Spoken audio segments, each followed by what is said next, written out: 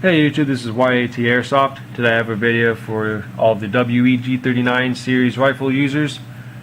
G39 is really just a G36 made by WE. It's a gas blowback rifle. This video is focusing on the magazine specific to these rifles. It's going to be a disassembly and maintenance video, just to clear up a couple questions that people may have on how to take it apart, what to clean, when to clean it, all that kind of stuff. So the first things that you'll want to do is make sure there's no gas inside. Just press on the valve, nothing comes out, so this one's empty.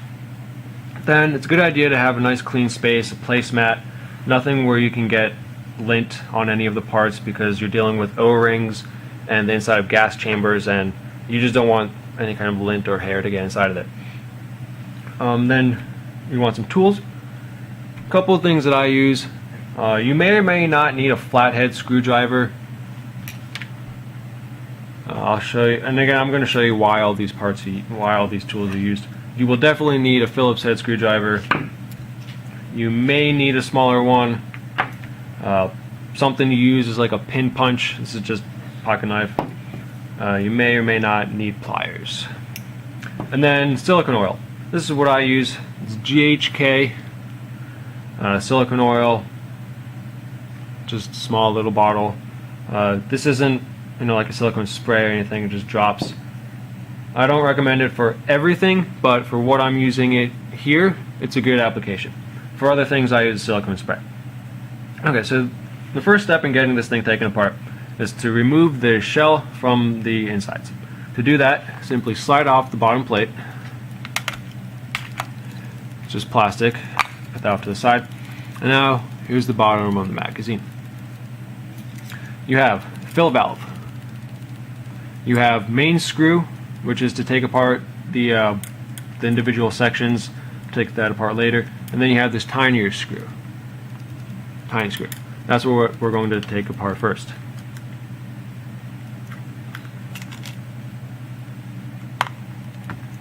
So once that little screw is out, the whole inside will just slide right out.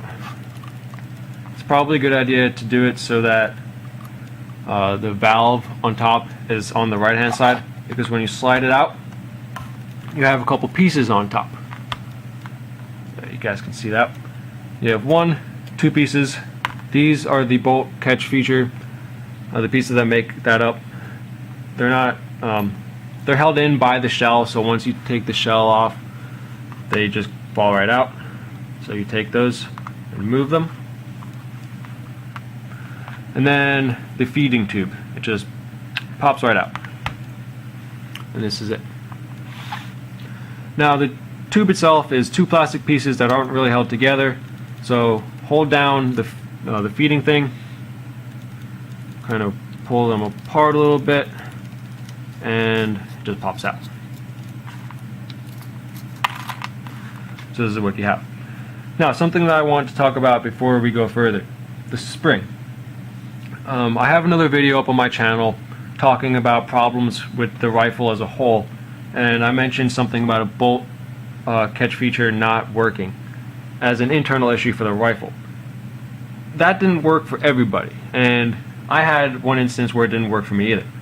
And the problem is actually in the magazine itself. It's this spring.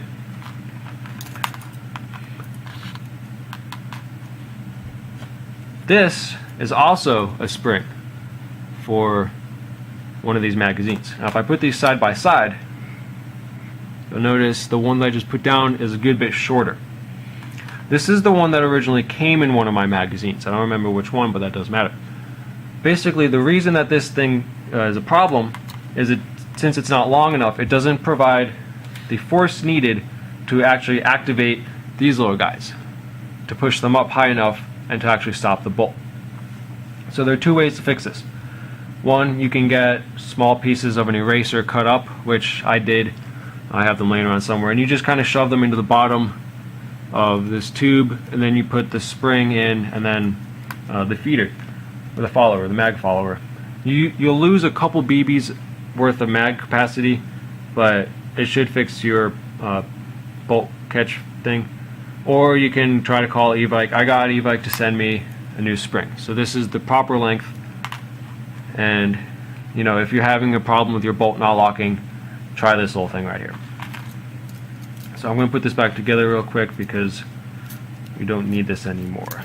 This doesn't have anything to do with the rest of the magazine.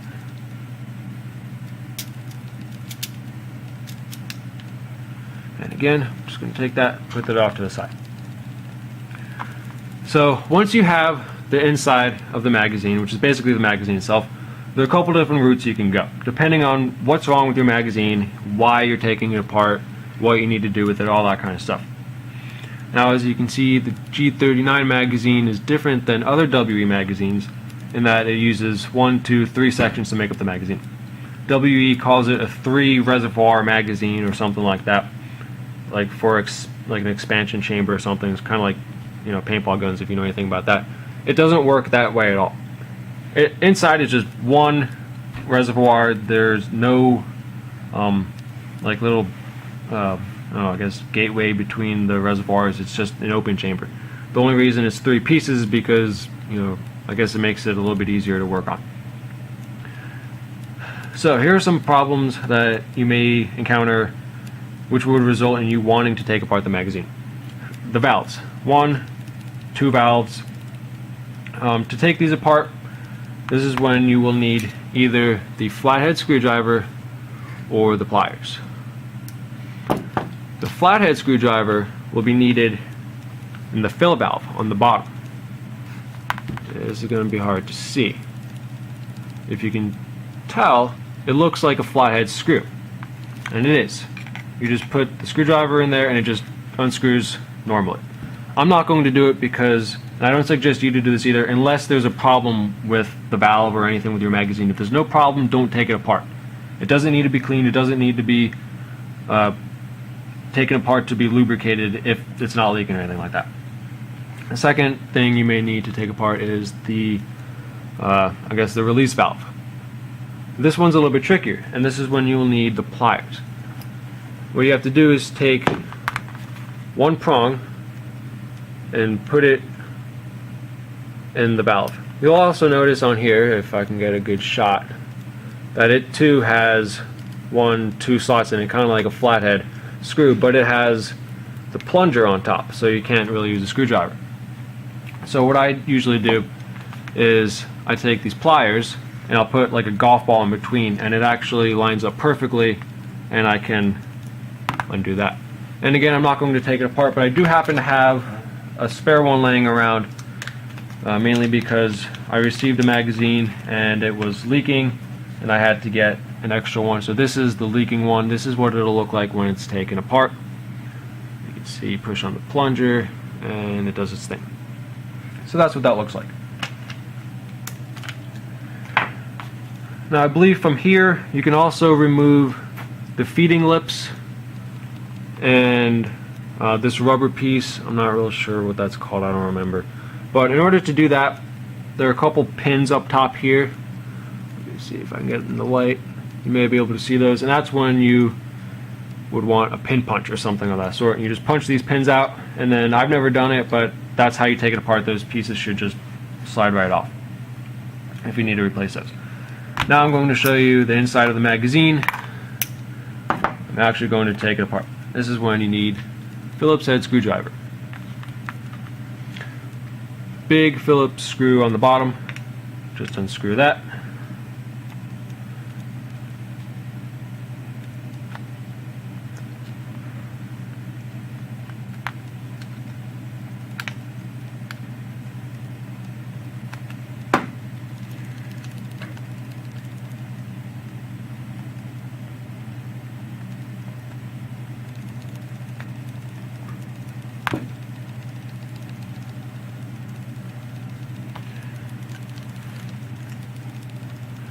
The screw is actually a lot longer than you think. And there's another one inside too. So there are actually 2 screws holding the whole thing together.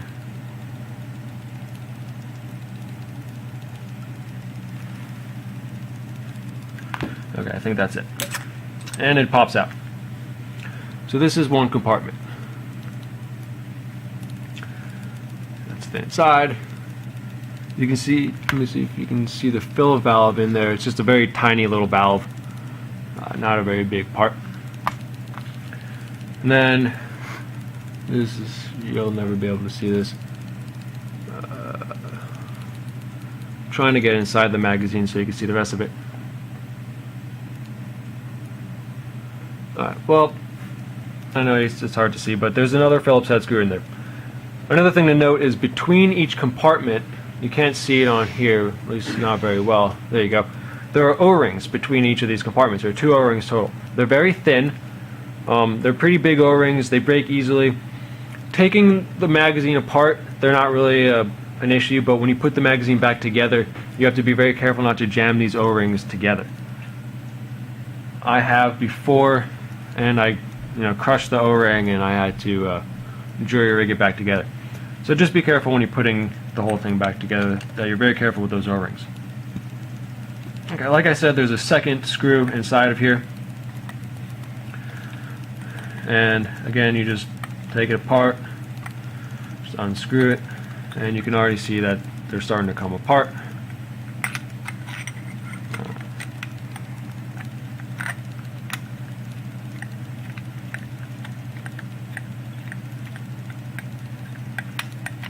And it's apart. And these screws come out, but there's really no need to take them out if they want to stay in like that. If they want to fall out, whatever, let them do their thing. And here you go. So now you have the 3 compartments. So the middle compartment is the one that has the O-rings on it. Like I was saying, you have an O-ring on top, you have an O-ring on the bottom. If you have to clean out your magazine, I don't really know why you'd ever want to clean out the individual compartments, unless you wanted to get rid of the smell. I guess you could always just wash it out. I don't exactly suggest doing that. There's really no need to have to clean out the inside of the magazine. But for maintenance purpose, the O-rings may need to be checked every once in a while. The fill valves may need to be checked every now and then. And basically that's what I'm trying to show you. How to take apart the magazine, how to access these parts, and how to lubricate them. Like I said, this is the oil that I use. Everyone has their own preferences though. There are all sorts of silicone oils and other products out there that people prefer. That's just what I use. And so that's how you take the magazine apart. I'm pretty sure I could put it back together again and you guys will get the gist of it, but I don't really feel the need to do that. Basically just everything assembles the same way, just like I took it apart. I don't think there's anything more that I need to talk about. If you have any questions or comments, questions mainly, just let me know. I'll get back to you. The whole process is pretty simple. These magazines aren't very intimidating. They're not very difficult to take apart. If anything ever happens to any of these small parts, there are replacements available. Unfortunately, I believe that E-Bike is the only main retailer that carries them, at least stateside that I know of. Personally, I don't like dealing with the people at E-Bike, E-Vic, whatever you want to call them. But there are replacement parts out there. So thanks for watching. Like I said, any questions or comments, just shoot them my way and I'll get back to you. Thanks for watching and have a good day.